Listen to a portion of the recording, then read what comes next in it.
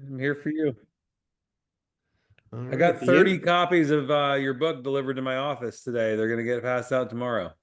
You bought 30 copies. Hell yeah, I did. You support your friends, especially if they put out something good. I mean, did you read it yet? I'm three-quarters of the way through. Oh, and so far you like it? Love it. I Huh, love it. It's great. huh. Yeah, it's funny. I'm getting some really tear-jerking texts, from people that really identified with the book. Even like obviously chapter one is thankful for alcoholism. And some people are really like, hey, I grew up in a similar environment, similar household. And it's like, I mean, some really interesting connections happening from it. So I'm glad I did it. I'm glad I decided to publish the book. I'm glad So you far, did my too. kids are loving it. I'm going to ask them we're still in the process of reading it, but I want the three of them to give me a 5-star review when we're done. So we'll see. We'll see. All right, but I appreciate it. I hope you got a discount, Adam, because I could have got you a pretty good deal on it. No, man. It's you support your friends. You buy. Okay. I don't know. There's two schools of thought when somebody create something. And there's one school of thought which is that your friends ask for it for free because you're their friend, and then the other school of thought is you buy as much as you can because they're your friend. Mm, Um, I've experienced this with the whiskey company. Is people mm. want, there's certain people who are like, oh man, send me some. And then you got Vera and Sean who just like order stuff because they want to support and they like it and whatever. Guys like Justin Scrow and Chris Hallwater. And I got a lot of friends who, they're like this, and a lot of friends who are like, "Hey, check this out." I mean, it's Yeah. different, and I think that all my guys could really benefit from learning from it. So, listen, if it sucked, I wouldn't have bought it. I would have bought Right, one. I wouldn't have right, bought 30. right. Well, I mean, it really is a simple read. It's like 140 pages. Shouldn't take more than 2 hours to read it. Yeah, It's fun. I'm reading little bits in the morning. I've had a crazy couple weeks, but you're a dog guy. Sometimes when a dog stomach bug goes through your house, it erases some sleep for you. Mm, Oh, yeah. Well, you might find this funny. The audio book I think will be available tomorrow or sometime next week, but cool. it's my voice reading the book. And what's funny is when I had to do the recording, they're like, Jamie, slow down. And little did I realize that I'm like, oh, I haven't read out loud since elementary school, other than, books to For the my kids, children, right? And I'm used to listening to everything at 1.5x to 2x that I'm talking like Ben Shapiro just ripping through stuff, right? So I'm like, oh, I got to slow down. But so I think the final cut will be like 3.5 hours, but it took me 12 hours to read the book because I had to keep slowing down. Like, Jamie, if there's a period, that means you need to pause for around 2 seconds. I'm not used to that. So That's funny. yeah, that was different. That was different. But I did it, and I'm actually getting the material ready for Grow Right 2, if you can believe that, Adam. So Oh, there we go. yeah, I figured I might just keep going because I did leave a bunch of stuff out. Um, so anyway, Grow Right 2 might be coming out sooner or later. Love it. Yeah. You guys ready So to rock? What are we on talking about today? well, on to you. I'm like, okay, enough about me, and I appreciate you buying those 30 copies. But let's talk about you. Obviously, you're a living legend in the business. You're in the Hall of Fame. You have the retired jersey in the rafters. I think that's how a lot of people look at you. It's an extra medium. An extra medium. Got it. I Um, don't but think it would fit obviously Steven. you've done very well in the business. Most people don't have the front row seat that I had. I mean, I remember visiting Brandy's office when you were an assistant manager, right? So you were obviously very young in your career. What 2002. I saw from you, 2003. sorry, 2003. 2003. Yeah, sounds about right. Um, I mean, you were always a pace setter, so you had the work ethic down. I'm sure you can credit your family genetics to that, watching your dad run his business and, you weren't a slouch by any means. I could tell right off the jump. Um, but you've really had an interesting life and you've done very well for yourself. And obviously with the retail business, your fingerprints are all over it. So I did ask you before the call, like, what you believe some of your strengths are. And right off the bat, without hesitation, you're like, well, priority management. So I'm just curious to hear your take on priority management. Obviously, several owners struggle with this, that they may not know what the most important things to do all week are, and they'll clock in a hefty work week, but they might not have done the most important things. So I'm just curious your thoughts on priority management, and then your tips on what you do to really plan your week or plan your quarter, however you do it. Um, my thoughts on priority management are there's the actually I always talk about, I want you to picture yourself in an old school wooden rowboat in the middle of a lake. And I don't know if you've ever heard me talk about this, but it's a little exercise I tend to do with my assistant managers and owners. And if you close your eyes and you picture yourself in an old school wooden rowboat on a lake, kind of like the kind that, Wile E. Coyote would be in, right? And you've got a few things in the boat. You got a toolbox, you got a bucket, and you got a paddle. You look down and you notice there's water coming into the boat and you're sinking. And you look down, there's a couple of little cracks, and there's a little hole about the size of a dime and a hole about the size of a quarter. And you got a couple options. And what most people tend to do is they tend to grab the bucket and start dumping water out to save themselves. Some people try and paddle and wear themselves out and end up sinking. And I think, if you think about it, the answer is you grab the toolkit and you figure out a way to fix the leaks, right? And what most people do is they fix the things that are easiest to fix first, which is the little cracks, but it doesn't stop the water from flowing. You got to fix the holes first.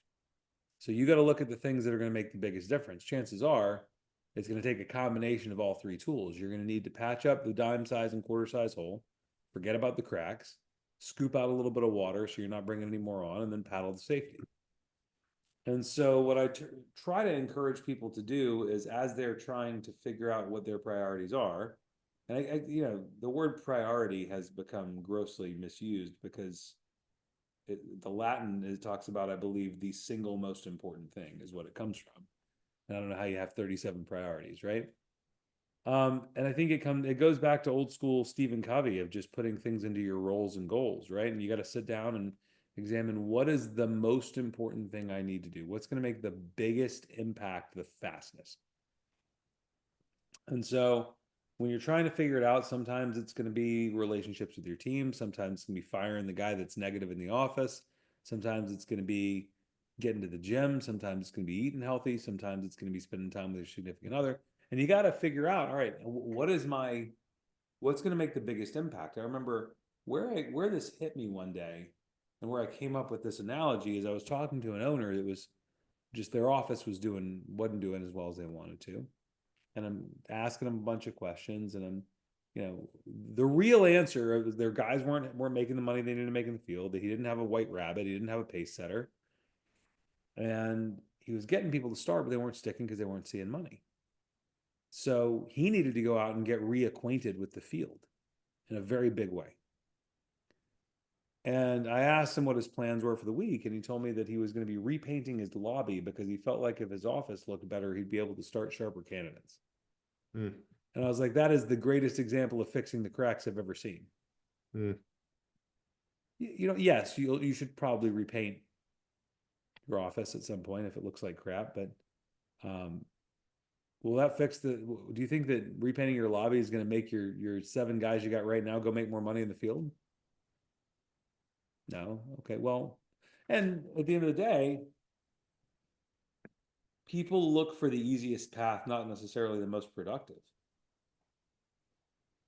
And I think that's the thing is sometimes you got to take a hard look in the mirror and say, all right, what's it going to be? We talked on the EDM call today about what's setting apart some of these offices who are just absolutely annihilating it.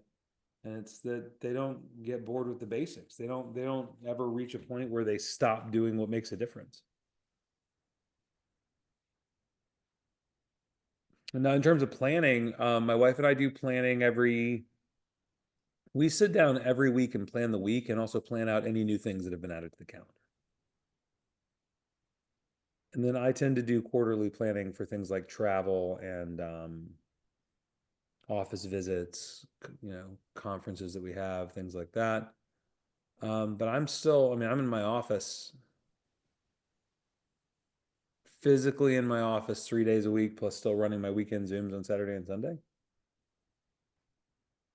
I mean, I'm deeply embedded and still running an ICL, and so much of my day is what it has been for the last 23 years. I don't do really a lot of prelim and second interviews anymore. Kaylin does a lot of that, and I do almost all of my, I'd say I do somewhere in the range of 95% of my finals. I'm in my office unless I'm traveling every day that the guys are in. And I'm at every single team night I'm in town for. So the priorities are the same as they have been in the sense of the job's the job. You know, the newest guy I have in the office doesn't care that I have 77 offices in my organization. They want to know what I'm going to do for them. That's completely irrelevant. And they wouldn't even know what it meant if I told them. So I got to show up for the new guy, which is always the priority. I went to team night Monday night at a little Mexican place that we've been going to on and off for 20 freaking years. El Azteca on Roswell Road, which I think, hey, Sean, you probably went with us at some point when you visited. And, I think that, you go in and you sit with the new guys and you have the conversations and you're chatting and you're doing the same thing that you've done. And the times that I've strayed from the very basic things being my priority are the times that my business is done poorly. Because when you look at it, I don't have a business. We have multiple businesses. We have our business of running our ICL. We have our business of coaching our outside deals. We have our business of leading the business. We have our business of being a senior national and having input on on the direction of the business overall. We all have, there's a mess of responsibilities. And so I'm just sort of picturing this. So you and Laura are spending time planning. That's all. The family stuff is entering the calendar. Obviously, Yeah. you're not sitting down with her planning when you're going to the office. She already knows that. I mean, it's on my calendar though. I will say Right. that it's Right. always on my calendar because I don't want, um, I don't want her wondering because, there's days where if I need to do something else, I'll go do it and I'll put it on my calendar there too. Right. And I tell this to people all the time too. I'm curious to hear your thoughts. Like, I'm like, there is a difference between planning and preparing, right? So my planning doesn't really take me more than anywhere between 15 to 30 minutes a week. And a lot of people are like, wow, Jamie, I thought you'd spend like Yeah, 2 I spend about a half an hour a week on it. Right. Now, preparing is a different ball game. So if I'm, preparing for a morning meeting or preparing for an event, I mean, that will take for sure lots of time. And I'll block off a chunk of time to prepare, right? So, but again, planning and preparing are two very different tasks. I mean, Yeah. you and I are aligned with that, I assume, like you're. Yeah. And now I think the way planning tends to be, there's not more than one good way to do it. Have you heard the term DTFT? No, I don't think so. Stands for do the fucking thing. Okay. You just got to do it. There, thinking about the thing isn't the thing, talking about the thing in the thing, wanting to do the thing in the thing. The thing is the thing, right? So planning is the thing. Um, Steven, that looks terrible, dude. The angle you just had that pen at in the thing, it looked absolutely ridiculous. I just want you to know that. Uh, so go back and watch the video. Gonna Anyway, sit up a little bit straighter now. Yeah. yeah, it looked like one of those bad Zoom videos from COVID. Anyway, so there's not really, you just got to sit down and do it. So Laura and I sit down, we have our planning. We go and like, when are we home for dinner? When are we not? And Laura's really supportive with the stuff. She's like, all right, so you're at the office, we try and eat really healthy, all that kind of stuff, right? So right, I'm going to be at the what days you going to be at the office? You can order lunch any days. You want to bring anything? We'll make sure whatever we're cooking at night, we got leftovers to take in the next day. Like we had salmon and veggies for dinner last night. I took in leftovers for lunch today. That's how we try and do it. And then it's all, where do I need to be for the kids? Where do I need to be for her? Like, what does she need? Like, because she, what do we have this weekend? Oh, Friday night, we're going to a play for the one of our friends is in. Saturday's Passover. So Sunday. So we're going to be doing those things. And then we're, we all line up on that. And then we also, all right, hey, heads up, need you to add to the calendar. I have this going on May 2nd. We're dropping our dogs off for training at this new trainer that we're going to next week. We need to do this. We need to pick up at this time. So anything new that's added to the Google Calendar is part of our planning session. Otherwise, we're just kind of doing a run through of the week, like a show flow almost, like when we go to our events. The preparation, that I believe everybody does differently. And I think a lot of it's based on your behavioral type, your personality type, what kind of a planner and preparer you are. Some people, for me, a lot of my preparation for events or speeches or running breakouts or doing a lot of that happens like on the yoga mat. A lot of that happens taking a walk in my neighborhood. Like I am a, you know, I'm a high D, high creative, and for me, I am like, if I sit down and just try to come up with ideas, that is not how my brain functions. I have really high functioning ADHD, and the busier my body is, the slower my brain can move in a good way. And so I'll go out and do those things and then come back and type them all out. When I'm at conferences, a lot of times I go in a day early to get a quiet place where I can clear my head. First thing I do is go in, I unpack completely. I go work out at the workout center, and I'm thinking through stuff. And I go back to my room. I'm taking notes. I'm putting things down on paper. I'm thinking, and I'm writing, and all the thoughts come together like the math and beautiful mind. It's like all these pieces that have been going on in here just finally go, and it put a little bow on it. For some people, for you, Jamie, I know you are an intense planner and note taker,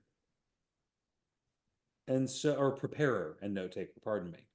And so I think that everybody, it's about recognizing how you function, how you are at your best and the most creative, and when during the day you're at your best and most creative. I'm highly, highly, highly creative in the morning, early mornings. Yeah. Yeah, know thyself. I mean, that's interesting. I mean, if I were to do the John Wiggins school of like, preparing for a speech, I mean, I couldn't just start hacking away on a napkin, you know, 10 minutes before I get up and speak. But somehow that works for him. And he's Works great very for me. much in touch with, what he's feeling the crowd. He's kind of feeling what's going on. I'm like, yeah, I need more than 10 minutes to plan and Do you know the old story about Picasso sitting at a cafe doodling on a napkin and somebody asks if they could have it and he's like, yeah, that'll be X number of dollars or whatever it is. So no. that took you 5 minutes. No, it took me 40 years to master. It took me 5 minutes to put Mm, down paper. mm, So John's got 32 years of mastery. So it's not like John's coming up with this new, he's not like creating a new physics theory in 10 minutes. John's taking from his hundreds of thousands of hours of experience and processing in his computer in the way that everybody's the same. I do a lot of the same thing. I like it's a lot of the same stuff, and I will tend to take a lot of notes. Like if I'm speaking in an evening, I'm reading the room in the morning. I'm reading the room through my breakouts, and like I know the message I want to get across because that's what's been going through my head for weeks. But how I'm going to deliver it tends to change based on the vibe of the room. mm. Yeah, great. Great. Yeah, but that's the planning and the preparing. And the goal is to make people feel something. Hmm. Yeah. But so you're not coming into your office really winging it. I mean, you may pivot from time to time, but you're planned, you're prepared, and you're My you're ready to office, play. Yeah, your office. Or is that more an experimental play for you? I mean, part of it is I've got 5 owners in my office, so I'm running an alpha, a couple leaders meetings, and a morning meeting, two morning meetings a week. Um, I tend to wing my morning meetings. I Mm, don't wing my leaders meetings. So my leaders meetings, we plan ahead at the beginning of the week. What do you guys need from me this week? And now, occasionally, do you have to pivot if something comes up? Sure, of course. But in terms of like what the leaders meetings are going to be about, we plan those all out on Monday mornings for the next week. So we look at our week on paper as Thursday through Monday. yeah. So really Wednesday to Tuesday, including like workshops and stuff. Yeah. And so Monday morning, we're looking at, all right, how many new guys do we have? How many new leaders do we have? What's our hole in our funnel right now? Like right now, my funnel is we're not promoting leaders. Like our guys we're getting them to start. They're staying. They're not leaving. We're just not getting them. Like we're struggling. Like the guys will make okay money. They make all their money Friday, Saturday, Sunday. And their asses kicked on Mondays and Thursdays in the field. So they'll go out and hit leadership production in 3 days, but they don't have the requirement of making sure they produce at least 4 out of 5 days. And I think it's important for somebody before they're going to be a leader to be able to produce during the week. And so that's our focus right now. Like we're dialing in on balancing training and production, maintaining attitude and energy, the behavior to have in the field when you're with somebody in the store is slow. Like those are the conversations that we're focusing on right now to turn that around, because I've got 14 new guys and 11 leaders right now. I have 18 more new starts in the next 4 weeks. I got to get more leaders from them. So that's very planned and prepared. The energy of the office, the vibe of the office, the conversations I'm overhearing, that's what goes into planning morning meeting. But I've also run how many thousand morning meetings? Right. Right. Got it. Well, it's good. That's good. And your personality type, you're DI. Does that sound right? Very high DI. Very, very high I D. was very high D, moderately high I. I was 99 D and nothing else over 15 when I first took it. Hmm. Right. So the whole planning, like the C type or S type, that's not your I strength. have no S because I have no need for stability. I have a wicked fast decision-making processor. Hmm. I have no problem admitting I was wrong. I have no problem changing or pivoting at all. There's a concept called the OODA loop. Are you familiar with that? Mm-mm. Stands for observe, orient, decide, act. And they talk about it as it relates to fighter pilots. And they say that the fighter pilots with the highest kill rate, highest survival rate, or that have the fastest OODA loop, which it doesn't mean they make the best decisions. It means they make the most decisions. And so I tend to make a lot of decisions very, very quickly. And I'm ready, fire, aim. I'd rather start sooner and figure shit out along the way because I trust my ability to pivot than wait until conditions are perfect. But that's how I'm comfortable. I don't like S's wear me out. I'm like, just fucking start. Just do something already. Hmm. C's different. I have analytical ability and I have planning ability. And if I get into like if that's that ADHD thing where if I get in the zone, I'm go, go, go, go, go. It is real hard for me to get in that zone. Yeah. Yeah, I've come up with a comical acronym for DISC, and the C is always like, hey, C's are complicated. Forget about conscientious, you're complicated. You're overthinking a little too Yes. much. So, Yes. but again, just interesting that you're a high DI, and obviously weekly planning is something you could not do without. No. Um, so I appreciate you sharing that. And then just one more Well, topic. let me explain why. It's because if you don't plan, then everything's a surprise. Hmm. And all that does is put you into this state of constant reactivity. So if you plan out enough stuff so that you can be mostly proactive and you leave time in your schedule to respond and react, you're not constantly caught off guard and you don't feel like you're running on a hamster wheel. Hmm. Yeah. Yeah, 100%. I mean, I'm with you. And I found more and more, like a guy like Ed Cunliffe, right? Who's I don't know if you can get any more I than him. He's the life of the party for He sure. is. And boy, has he become an effective planner, like he's very disciplined with his planning, but I think he just recognized early on, okay, I've got a strength here with the I type, right? Influential. I'm a people person. I'm energized being around people. But he saw a need for like, listen, I'm only going to go so far if I'm not planned and I'm not calculated. So he just added that to his game. Sebastian did the same thing. He sort of added that to his game. Yep. So I think that should be very inspiring for people. Like you shouldn't be like, well, I'm an I, therefore and you sort of give No, yourself a way that's out. just an excuse. Right. Yeah, your disc profile is not even what people forget is not it's not a personality profile. It is a behavioral test. Hmm. It's how do you tend to behave? You can change how you behave. I mean, I'm not naturally the life of the party. I'm not a high influence person. I am a high directive, as high as it gets. Hmm. And I've had to tone that down and work on the influence. I got to be fun to be around. Mm-hmm. Well, you're a fun guy to be around, Adam. Thanks, Jamie. Just thought I'd throw that at you. I You're a fun guy appreciate to it. be around. Um, and just one more topic I wanted you to touch Sure. upon. I mean, you talk about this often. I think you're obviously very good at it. You help people eliminate limiting beliefs. Can you Yeah. kind of walk through that and maybe what are the big limiting beliefs that you've seen? Like, well, Jamie, there's really like two or three buckets of limiting beliefs that hold people back. What are your thoughts on limiting beliefs? I think our beliefs about most things come from our childhood. And we tend to either be very attracted to or very repelled away from the things that we see as children. So I think most of us could relate to that. And I think that a lot of our beliefs about the world come from how we're raised.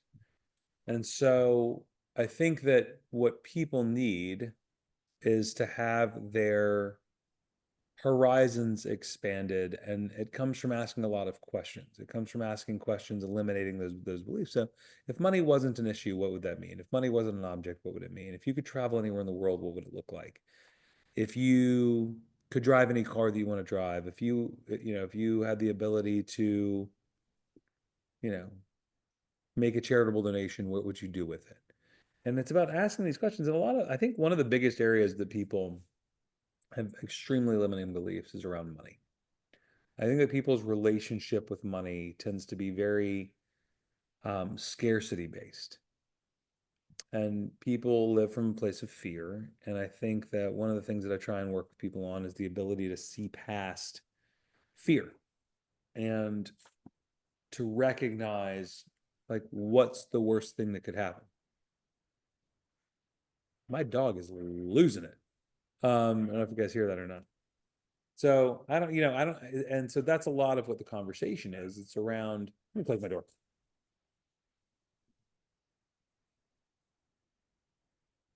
Brownie, hey, hey. Anyway, Might have a squirrel in his backyard. I don't know what. I think it's somebody probably walking their dog near the front, but he doesn't mind the squirrels so much. So it's about having conversations with people and asking them questions and getting them to think about things in a new way, and helping people gain confidence in themselves, um, and figure out that they are worth more than they thought they were worth. So, I mean, I think that that's what it comes down to. I think a lot of people get scared around money, and so when they have a little bit of money, they spend it all because they're afraid they'll never have it again, Hmm. and they don't plan for the future. They don't invest. They don't save. Hmm. I think that's one area where people have limiting beliefs. But would you say that all, I mean, this is interesting you're saying this. Uh, would you say that all limiting beliefs are rooted in scarcity? No, some of them are just rooted in low self esteem and self concept. Hmm. I mean, I think a lot of people just they've been told what they're supposed to be, who they're supposed to be, and how they're supposed to be for so long that they have a hard time seeing anything else. I had a kid interview with me, and I felt like I lost this battle. So I'll share with you a lost battle. Sharing the winning battle is easy. We get to do that all the time. So I had this kid interview with me. I really liked him. Nice kid. He's 21 or so, good looking, good attitude, shows up early every day. He let us know, hey, I got into a little bit of trouble when I was 19, like minor in possession of alcohol trouble, not like manslaughter, right? Like, I mean, this is, he got in a little bit of trouble when he was 19. His parents were divorced. Mom lived up in St. Louis or something. I don't remember exactly. Dad lived here. He had lived with his mom mostly. Was trying to make amends with his dad. Moves down here with his dad and his stepmom. He's working like detailing cars, some BS job, right? And he goes and he applies with us. He get loved him, cool kid. He could be a guy. Like he's one of those. He could be the player. High school athlete, just like he's young but really moldable. And he comes in and he's showing up early every day, and he calls and he says, hey, my dad said if I don't quit this, he's gonna kick me out of the house. He's only been here 3 days, 4 days. And I said, talk to me about it. So tell me what's going on. He goes, well, I got in some trouble when I was younger. I decided not to go to college. I'm telling him about this. And he says, you don't need to be thinking about a career. You just need a job that's going to put money in your pocket every day. And I was like, so does he just not think that this is legitimate? He goes, no. He said, other people may do really well at this, but you're not one of those people.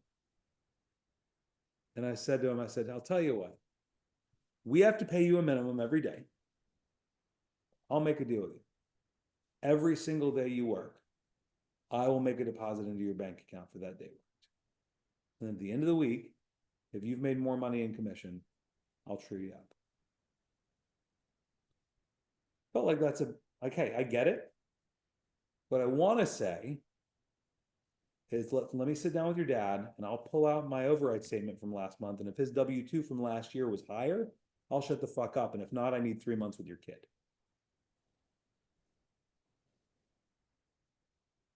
But I didn't say that because you can't do that. And he was really cool about it. And he goes back to talk to his dad. And his dad got pissed at him for even bringing this up and told him he had to go drive Uber, wait tables, or detail cars, or he's out of the house. So yeah, he quit. And I think, for every one of those guys, I got another person who, while maybe they didn't make it to ownership in the business, I made them believe that they were worth more than that. And I think if you can get really good at getting people to believe in themselves, that you will build a team of people who care about raising other people up. Mm. Yeah, it's interesting.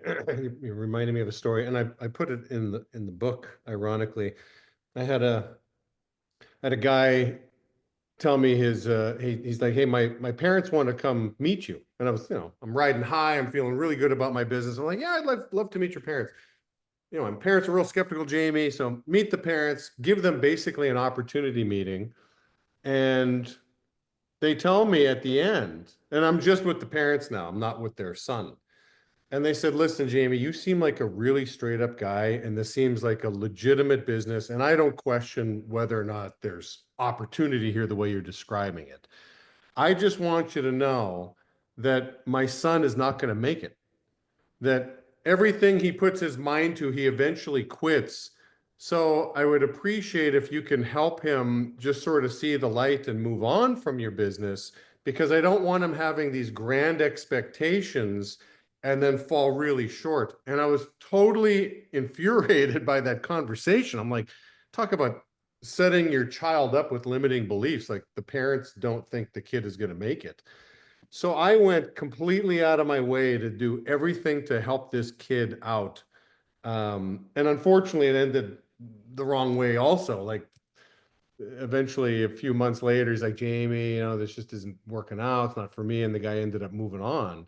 But I couldn't believe how blunt the parents were about passing on this mindset of like, don't waste your time. You're not going to make it because you Yeah, everything you start. it's such a massive difference because that kid was me when I started in the business. I had quit everything when it wasn't for me anymore. I quit. I had tried teaching. I had bartended, waited tables. I had thought about going to law school. I had done music. I had never been in a relationship that lasted longer than 9 months, other than the one I'm in now, obviously. Um, and I'm so fortunate, in my family, my dad didn't make money until after he graduated college. So I guess it was summer of my senior year. And in our family, you don't really give money to the next generation, but you give a lot of support. And I remember I called my dad after I interviewed with Brandy, and I told him about the job. He asked me what to pay. I said, it's eat what you kill. It's 100% commission, but I watched these guys today, and I was like, if these two guys can go out and make $270 in a day, I got this. And he was quiet for a minute, because I'd never been a salesperson before. And I had worked really hard at whatever I was doing, but I'd burn out because I'd work really hard and there was no way out.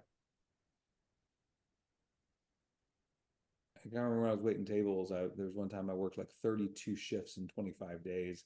And at the end of one day, like halfway through a dinner shift, I'm so tired. I'm carrying a tray of drinks.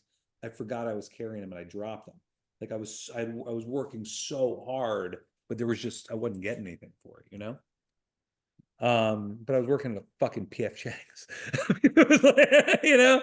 And so I remember my dad was just had this moment where he was quiet and he goes, "Give me the best thing you ever did." He goes, "Gonna put some hair in your nuts," is actually what he said to me. But, so you may want to edit that out. I don't know, but it was in quotes, so it's okay. But he goes, no matter if this is long term for you or not, it'll teach you how to sell. It'll teach you work ethic. It's going to be great for you. And I'm really fortunate. I mean, my dad is. You've heard the expression, "You give somebody a shirt off your back." I was at my dad's house one time, and he comes in. It's the middle of winter, and he comes into the house wearing nothing but his tidy whities from his car, and I'm like, he goes, the homeless guy, I just took off everything I had and gave it to him. Took off his shoes, took off his friggin' socks, his shirt, his pants, everything, took everything but his underwear off and handed it to the guy in the corner. Right there. And so I figure somebody else needed it more than I did right now. I'll be home in a minute. I got more. And so I think the biggest gift that we can give people is the gift of believing in them, even if they don't, and keep on doing it until it gets to a point like where, I mean, sometimes that point may happen where you can't anymore, but you got to try. Yeah, that's good, Adam. I like that. Yeah, that is, I've talked to Joe Nolan about that in detail. Like the number one thing we see that holds people back is just a lack of belief in themselves. Yeah. Whether it's from a teacher's voice in their head or a parent or somebody just like they just don't believe they can do it. But I've had the situations like you did with that guy where, their parents didn't believe in them. And I tried to be delicate about it early in my career. And I think I'm much more direct now. Hey, how are your folks handling this? How's your ex-wife handling this? How's your, whatever? And they still think I'm going to fail. I was like, well, you want to prove them right or you want to prove them wrong? I think if you keep doing these certain things, they might be right. Mm, Do you want some feedback? I don't want to see you fail. I want to see you win. right. But you keep doing dumb shit, you're going to fail. Are you doing the dumb shit on purpose because you're afraid, like, what if you actually make it? Like, it's way more direct conversations than it used to be. For sure. Yeah. Well, I appreciate it, Adam. And next time I see you wearing your $1,000 shoes, I might remind you of the dad Dorfman, handing out some of the clothes. So just make sure you bring some size 12s.